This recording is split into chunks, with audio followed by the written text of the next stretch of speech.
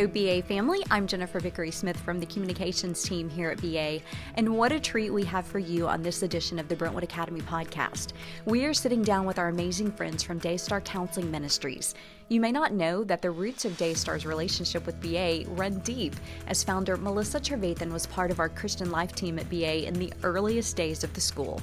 Along with Sissy, Goff, and David Thomas, this team has helped to guide so many area families through difficult days, and we are incredibly grateful for them.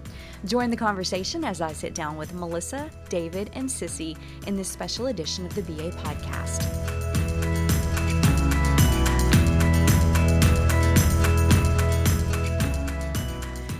Well, not to discount the fact that Sissy Goff and David Thomas are here, but royalty is in our presence with Melissa Trevathan, our longtime Brentwood Academy friend. It's so great to see your smiling face this morning. Well, I am so thrilled to be here with these two, with you, and just to see Brentwood Academy behind you there. I know, and we were just talking about the growth, and so much has changed since your days here. But give us a little bit of background. Of course, there's so many new families that have joined us that may not even realize that you were a core, essential part of what is now the Christian Life Department at Brentwood Academy. Yes, I will have to tell Bill Brown that, what you just said. I'll make sure he knows.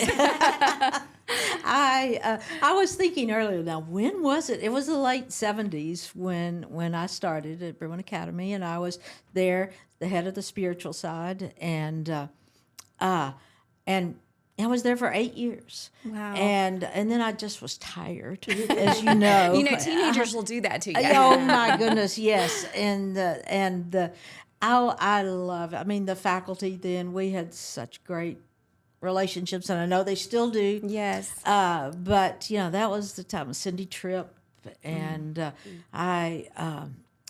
Nancy Brasher. I mean, just so many. Richard Anderson and Mickey Jacobs. And I could, just go on and on. But what a crew in this, the closest. There are relationships that I formed there with kids, parents, faculty that I still certainly just treasure and have. Do you know if there are still traditions that we hold today that may have started back then? For example, the spiritual, our seniors theme verse retreat that we do. I have a feeling maybe you were a part of that, for example. Yes. I think I was so excited about being there, and so much so that I did get pretty tired after 8 years. But we had the retreats, a spring and a fall retreat. Coach Flatt and I would go round and around about football players losing sleep because they were on a retreat and or they needed to be in a track meet, and it was always interesting. That's still a battle between coaches and all the fun we love to have at VA. I'm sure. I can imagine. But the retreats, and then we started the middle school, the younger ones. Sing and Share, didn't you do that one? Oh, Sing and Share. That was you, wasn't it? Yes, right before. But yes, we had Sing and Share. I still have people say, could we still do that? I'm with you. I'm a big advocate. I wish that we could figure out a way to bring that back. But you want it to be organic, because that's what it was in your time at BA. Right. It was truly organic, of students wanting to gather and share and sing praise songs and start their morning that way. It was wonderful. Yeah, and we'll talk about that in a minute. But part of this busy culture is how do we add one more thing into our students' lives to coordinate, and all of that. But it was a little bit of a simpler time then. Yes. Oh, yes. But Sing and Share, the Thanksgiving service, we started that. Spiritual emphasis came about, and sorry, you two. We'll get back to you all in just a minute. If you're listening in, they're here. They're on the couch to my left. However, spiritual emphasis we began then, and it was so entirely different. And Winterim, I'll have to say, came about because Bill Brown and I wanted to go snow skiing, and so we took some kids, and the faculty, they were like furious. You're taking kids out of class to go snow skiing. Wow. And so the next year they said, that's just not fair. And so Winterim began in the early stages. And now they have you to thank for that, because now every upper school faculty member helps to leave some sort of Winterim really excursion. Amazing. Yes, it and we do amazing. definitely try to tie in the educational aspects into the trip. Yes. For example, how do the crystals form Yes. that create the snow that we're about to ski on, right? Yeah. Yes. Oh, the memories that are there. I won't for tell you I'm sure. going to Turks and Caicos with a group of students this year. So, hey. Oh, amazing. We'll be doing amazing. surf lessons on that trip. There Alyssa you Hall and go. I are helping to lead that one. So, yeah. great. And I know Well, you guys, go ahead. Well, probably every time we've been here to speak, every single time somebody has come up to us in tears. Melissa Trevathan changed my life. I know Jesus because of Melissa Trevathan. I mean, it's just a running joke between the two of us that when we come, it's just the Melissa Trevathan show. Even when she doesn't come with us, it still That is. is the truth. I love that. I love Yeah. that. Just that, even I've seen you, you spoke actually at our Christian Life Week not too many years ago. Yes, You not came too in long. and shared Yeah. some of that history, and Yeah. it was just so Oh, fun. And the I- excitement I- around having you back on campus is always I think special. I went on and on that day trying to get in everything I'd always wanted to say. Yeah. You couldn't maybe- lose your job that way, right? Yeah, really. That's great. Such a legacy. Yeah. Well, we are also excited to have you guys, and you are certainly no stranger to Brentwood Academy. The hours that you have spent in our middle school dens sharing and just offering so much wisdom, and you guys are just such a vital part of this Nashville community. It's so much more than a business or a service that you guys provide, but you've been an incredible friend to Brentwood Academy, and we appreciate that. But to so many families. And it was something I wanted to ask you, Melissa, but you guys have been doing this so long as well. But tell me what you would say is the biggest difference in the reason that the phone rings at Daystar compared to when you first started offering these services, and for you, when you first had this idea to start Daystar. We were just talking about that yesterday. We have a staff member joining us in January, and she said, how's it different than when y'all started? And we really talked about how back then it was so much circumstantial. Kids were coming in because their parents were getting divorced or they had lost someone or something like that was going on in their life. I mean, I feel like we talked to a lot of parents even about, I want my child to be more confident.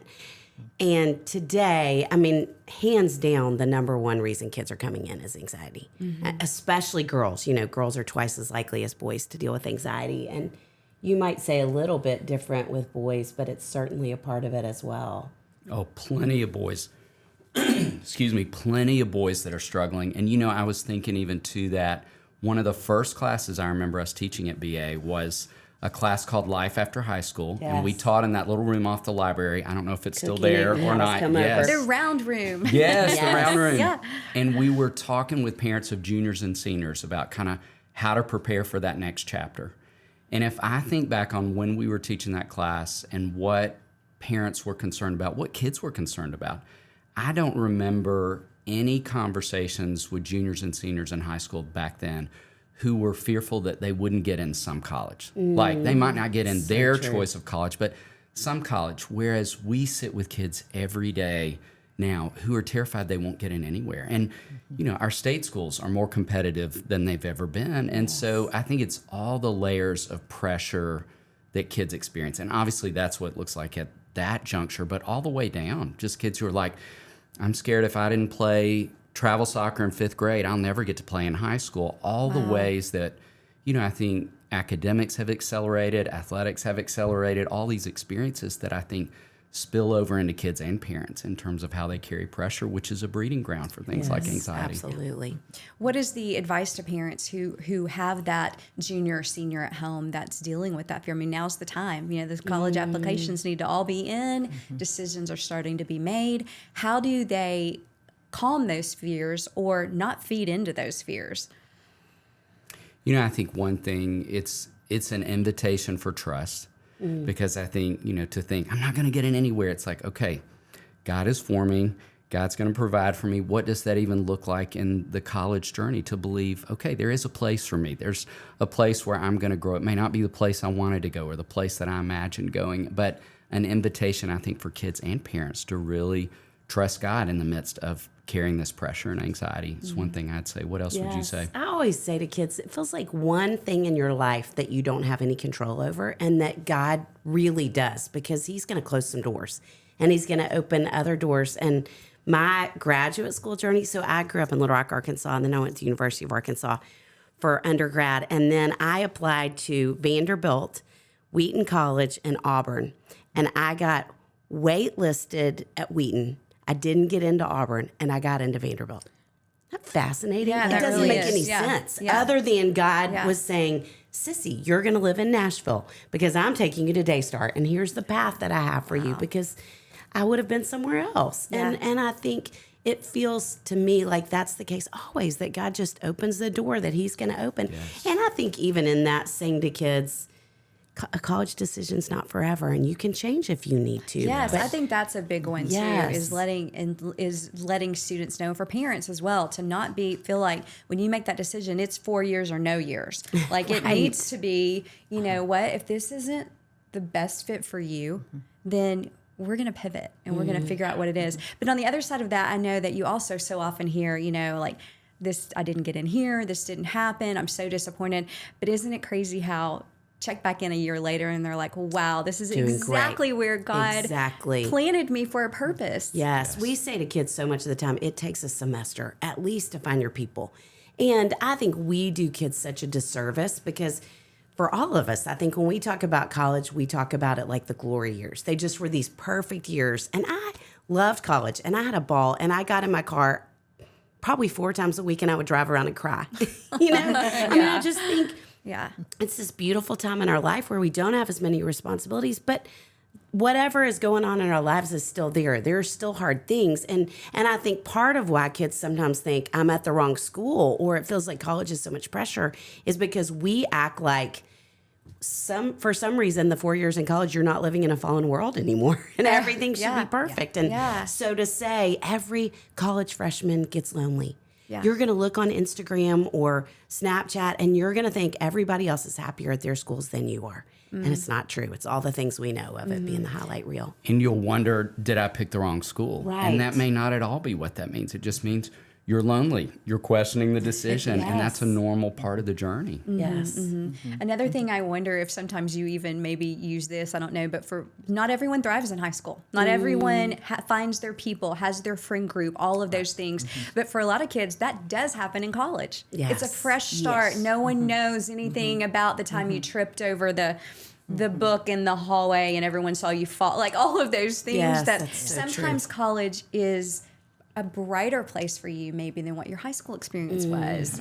Yeah. We found that true for a lot of kids. Yeah. Yes. I love that that was your first answer when I asked you the question about what's changed, because I really thought automatically you would all three say the digital age. What we're seeing, what we're exposed to, our cell phones, being glued to those.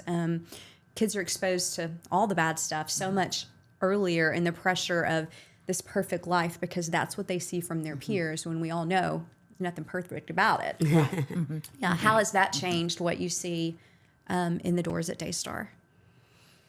Well, one thing I would say that I think is really fascinating, and this could lead to a lot of different conversations, but we're living in this age that kids are not only talking so much about emotions, but they're talking so much about diagnoses. And often I really believe, and maybe this may be more with girls, but that girls are often defining themselves by a diagnosis, because it's almost like, I had a group of high school girls say to me, if you said you were stressed at the lunch table, no one would listen to you. So instead of stress, they have to say I have anxiety. Instead of sad, they have to say I have depression. And for probably 5 or 6 years, I have felt like kids were coming in to see us, wanting us to diagnose them, which we don't at Daystar on purpose, but wanting that because I think that would validate these big feelings that they were having. And 5 years ago, I felt like I was seeing girls who had Googled the DSM, which is the diagnostic manual, and memorized it. Basically kind of going down these bullet points, wanting me to say, well, that's right, that sounds just like depression. And since then, really in the last 2 to 3 years, their primary source for mental health information has become TikTok. Wow. Which That's just frightening. breaks my heart. I know. wow. I met with a 13-year-old last year who said, well, I really am a proponent of mental health, and so I've created my own TikTok account so I could spread good information about mental health. 13. I mean, I don't know what she had to say, but she thought she was putting out good information. She was the expert. Yes, and I feel so concerned that that's where kids are going to find out not only about mental health issues, but what to do in response, because they're not getting good information at all. And in fact, they're getting ideas on how to self-harm, all these different issues, eating disorders, a lot of things that we have a lot of concern about. So that's one way I would say y'all might have things to add to it. Yeah. But I think I would add for boys, I think it has become this barrier to relationships. And I think it's become a barrier to what I call healthy risk. Like, I have never seen fewer elementary age boys who want to bow out of athletic or extracurricular experiences because they just want to stay home and play video games. I've never seen fewer high school boys who want to not ask a girl to a dance or get a part-time job or get their driver's license. When I was 16, I did not know a single person who was not chomping at the bit to get their driver's license. And I've never seen as many adolescents who aren't that interested. And think about the common denominator with all those things. They involve risk. Like, if I ask a girl to a dance, if I go take the driver's test, I might fail. Not applying to college. I mean, the stats around young adolescent males who are not applying to college is higher than ever, too. And that's not saying college is the end-all, be-all for every boy, but to say I think technology's become this huge barrier because it's just safe and doesn't involve risk if I'm just kind of hanging out in the basement with headphones on, talking to people through a headset. And so I have a lot of concerns about that. And also the concern that I think, I just did a video on Instagram this week talking about how I think boys have always struggled to kind of name their emotions and navigate their experience. And I think technology's become an even greater barrier for that. It's like I can just kind of numb out with technology. And I think technology and substances are two of the most accessible ways for adolescent boys to kind of numb out and not deal with what's going on emotionally, which is why I think, adult males lead some of the scariest stats out there for things like internet pornography, infidelity, substance abuse, suicide. The common denominator with all those being like, I'm working hard to try to numb out whatever it is I'm feeling. And so a lot of concerns about how it's kind of furthering or training boys more in that direction that I think instinctively they already been in that direction. Does all of that kind of relate back to kind of the core of what you talked about, the pressure of what they feel? So there's the pressure to succeed in everything you do or try. So now you're finding boys that don't even take the risk to try because what if they fail? Right. And there's such a pressure from the false narrative that we see from all the things on social media or whatever it may be, for sure. I think the word that comes to my mind when we're talking and about and reflecting on all this is just intensity. That some of the same needs are there, some of the same the background, the hurt, the longings. That it is so much more intense. I a couple of days ago with a mom and her daughter, and then the daughter's daughter now, because the mom is now 92, and the daughter is 60, and then her daughter is 40. And so we were all getting together and talking about early memories. That was probably right when I was starting at Brentwood Academy in 78, I guess. And we were talking and laughing and just talking about the times we had. And the Joy, the 92-year-old, looked at me and she said, "Do kids laugh anymore?" Oh, wow. And I thought, not as much. Not as sad. much. There's so much intensity. Yes. One of the things I think that is important for our parents to hear is, anxiety, depression, all of the different words that have either become buzzwords for teenagers that don't have it, or the ones that really do, or what they're dealing with.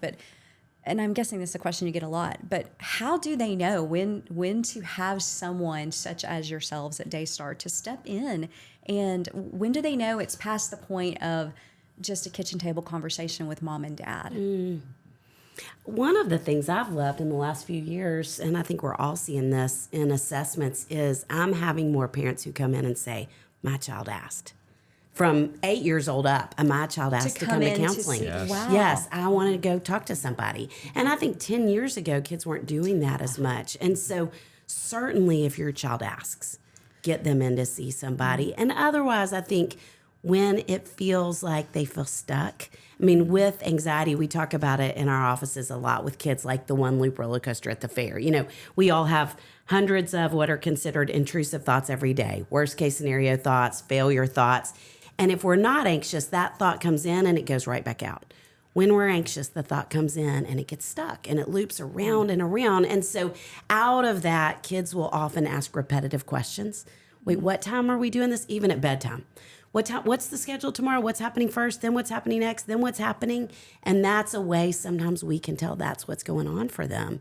Or if it feels like there's fear or even anger that's bigger than the situation warrants regularly, and we start to notice some patterns, I think in those times we would take somebody to see somebody. And then I want y'all to add, but the last thing I would say, which is kind of a different perspective on it, but my favorite conversation with a mom, she came in recently, brought her daughter, and her daughter didn't necessarily want to come, which happens often. And she said, Mom, why do we have to do this? And this mom said, honey, my job as your parent is to build your team. And she said, I have people on your physical, your health team, you know, that are helping me keep your body healthy, that are your doctors. We have people on your academic team that are your teachers. Of course, I'm going to have somebody on your emotional team. I love that. Because that's one of the most so important good. parts of your life. Yes. And so these are just going to be your people. And we're not going to go every week, but we're going to go see them when it comes up because I'm going to build your team. Oh, that's good. a That's beautiful so good. response, And yes. David, do you find that it just feels in general like there's just so much less stigma around going to see someone, even as an adult? Or, you know, I think that it's not unusual for kids to be at the lunch table, and if they were to bring it up, there's a good chance someone else at that lunch table has also talked to someone or gone to see someone. Oh, yes. Absolutely. One of my favorite recent stories is we had a teenage boy recently who'd had a great experience at Daystar who brought a buddy of his because this buddy's parents were going through a divorce and he was reluctant about talking about that. And he was like, hey, let's go get something to eat. And I'm going to drive you by this place that really helped me at some point. And I thought, what a different day and time that a teenage boy would take a friend by a counseling place No and say, kidding. like, you don't have to be overwhelmed by this. This could be a great fit. And I love that in line with everything you're saying, that we have removed a lot of that stigma. And I hate that it took a global pandemic for us to be talking more about mental health, but I am grateful for that one outcome as I think about the things that came out of it, that we are dialoguing around that more than ever and more open, I think, to getting help because we're reminded that more people are struggling, more adolescents are struggling than ever, more kids. Yeah, And for you have sure watched that transition happen. I mean, the fact that you started Daystar in 85, when we were both in high school, I didn't know a person in counseling. No. The first psychologist I ever heard of was Marlena on Days of Our Lives. I think she's why I decided to become a therapist. I thought you were going to say Delilah on the Delilah radio show. Marlena Where she from would Days send of Our Lives. The I was song, watching you know, that she would diagnose you with the Yes. song that you needed for whatever situation you were in. I'm glad I didn't know that, but I heard you. Marlena, I love that. That is awesome.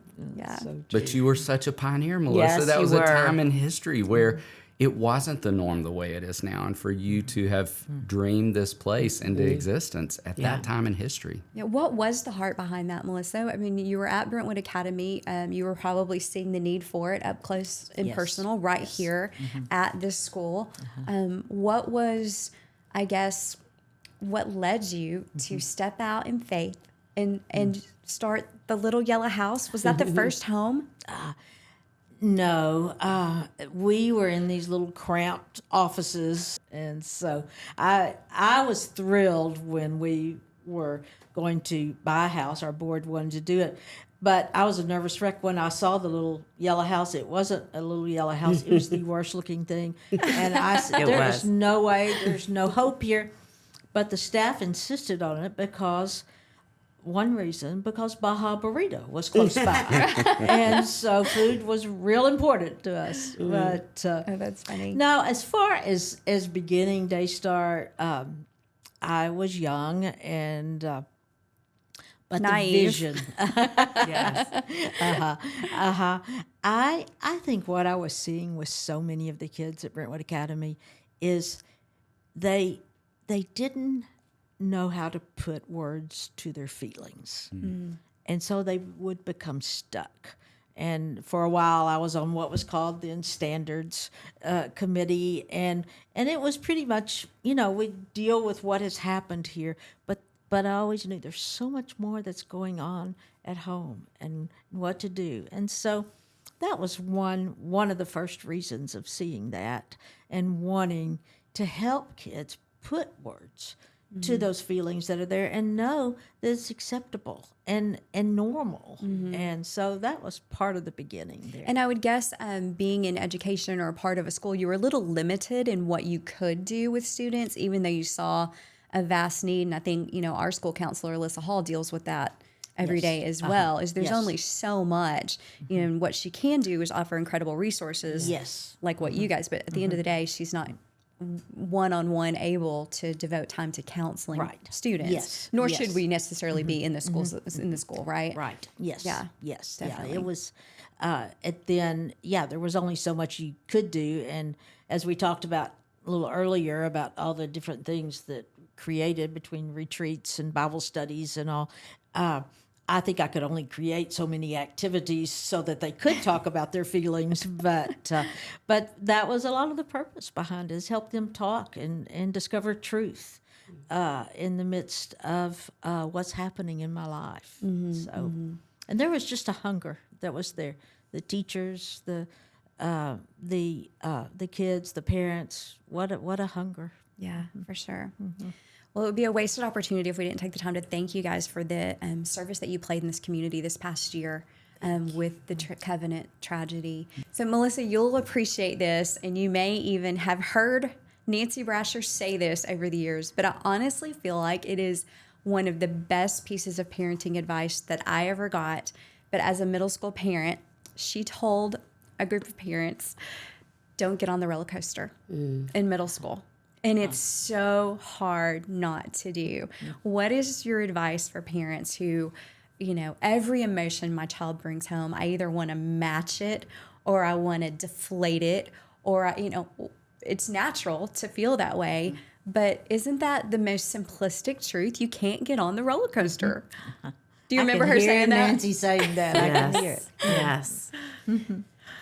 Well, we definitely are seeing all the things that we're talking about that have shifted. We're seeing more anxious parents than we have ever seen in the last few years. And I think some of that is the roller coaster feels scarier for kids than it ever has. I think it's steeper. Yes, that's a great Each word. drop is steeper, Indeed. right? Yes, more intense. Yes, back more into intense. that. And so as we're talking about statistics, it's 1 in 3 grown-ups that are dealing with anxiety, with women twice as likely to deal with it. And so we are just sitting with a lot of anxious moms in particular. And we can admit that onto our children too, right? If we are, oh, look at you judge me. Look at you judge me. No, not judging at all. No, I Not at deserve all. to be But, judged. well, but when I'm anxious, all that does is increase their anxiety, right? It has a remarkable ability to spread. Yes. And if, as a parent, you have anxiety, your kids are 7 times more likely to deal with it. Oh, bless my boy's heart. So, But the good news being, I think that anxious parents know what it's like to live in that skin of, when my brain gets hijacked in some way and I've moved out of rational thinking into irrational thinking and bought into these distortions. So I think they have the capacity to bring a lot of understanding and empathy to the equation. So that's important to note. And to remember that, we talk a lot about how anxiety is contagious, but calm is contagious too. So to the degree that I learn to attend to my own, I have a lot of calm that I can offer to the equation in those moments. So But that takes I some love work. that. Yeah, that's so true. It actually just made me think of an instance where my youngest, who's now 23, but was dealing with something that was very high anxiety, and we're talking through it. And I remember just being able to very descriptively tell him an instance where I felt that and the physical reaction my body was having, and it just automatically made him like, oh, you can relate to that. Oh, you felt these physical symptoms.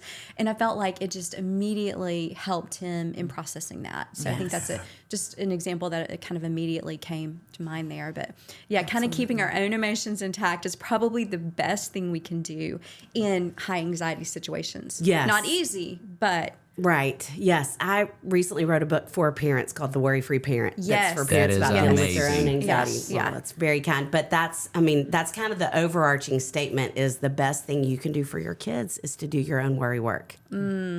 I was thinking as we were all talking about how anxiety can distort, about Nancy Brasher's great words, and I think about an administrator I heard years ago say to middle school parents on a parent night, okay, let's make an agreement that I'm going to believe about half of what I hear about you, and you believe about half of what you hear about me. And That's great. it was so great. And she was operating under this idea of let's assume the best and be curious about the rest. And I think that's difficult to do when we're anxious. And our kids are like, Yes. I have no friends. And we immediately board that roller coaster and think something's really wrong when, you know, we all know that sometimes adolescents aren't reliable reporters. Like sometimes they're going to miss some things or their perspective will skew it. And I think that's so important for parents to realize rather than matching that intensity or right out of the gate believing every bit of that's true in some way that, you know, anxiety distorts all the time for us and for them. You mentioned a minute ago the importance of that team, and I've never heard it worded so well, no surprise, but letting your child know that, of course, you're going to have someone on their emotional team. How important is it for parents to have healthy co-parent, whatever it may be, on their team in dealing with the ups and downs? Every step we navigate is brand new, no matter what it is, whether it's parenting the middle schooler, the upper schooler, the college student, the newly engaged son, you know, those things. Yes. I mean, I think it's crucial just to have somebody even that can help you see basically the forest for the trees, you know, big picture idea, whether that's your spouse, whether it's a friend you walk with regularly, whether it's a therapist. I mean, we do parent consults all the time that the kids aren't in counseling and they're just coming to say, is this normal? Could my reaction be more about me than it was about them? And You how know, often is that the answer? Well, I'm not going to say anything because you told me I judged you last time, so I'm going to be quiet. Maybe some. It was me admitting. It was me being vulnerable with you, Sissy. I love it. I love it. I think that's so, Sissy, what you're saying there, talking about is just for parents to be able to talk to each other and trust, having a few people that you can trust and not be afraid that you're going to be judged. Yes. Because I think sometimes it's so tough to say, this is what my child is dealing with, for fear it's going to reflect bad on my child or on me or whatever. So trust among having friends, folks that you can trust is so important. Yes. Yeah, and I'll say that I think that was one of the biggest blessings of my personal journey being a Brentwood Academy parent was the core of people who had the same values that our family had, who were walking such a similar journey to be able to have people I trusted and that could understand in maybe a way that other people could not.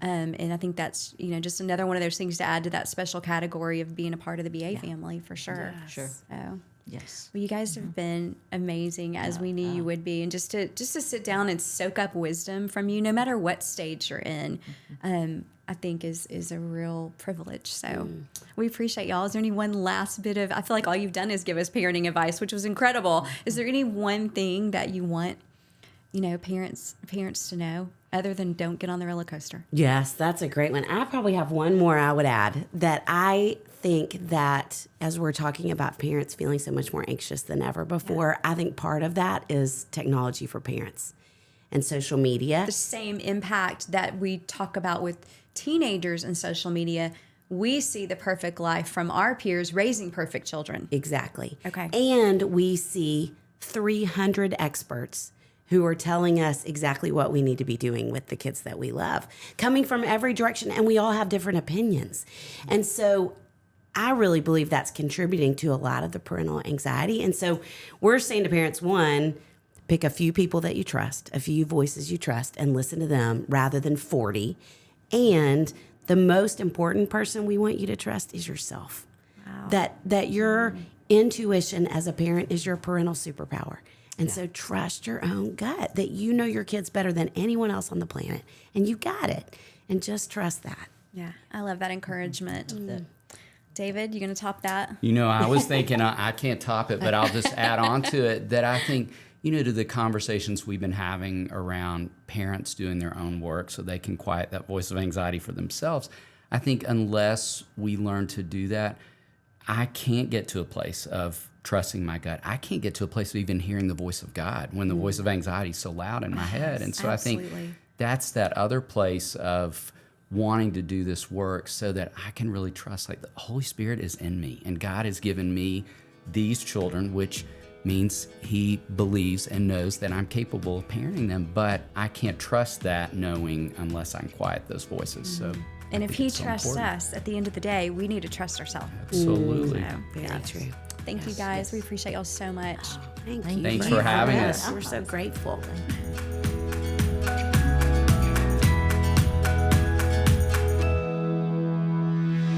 Thank you so much to this incredible team for joining us and for all they do in the community.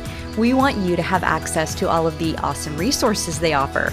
Be sure to visit raisingboysandgirls.com to learn more about the books, resources, and the podcast that David and Sissy host, which we think you will love. Have a great day, everybody.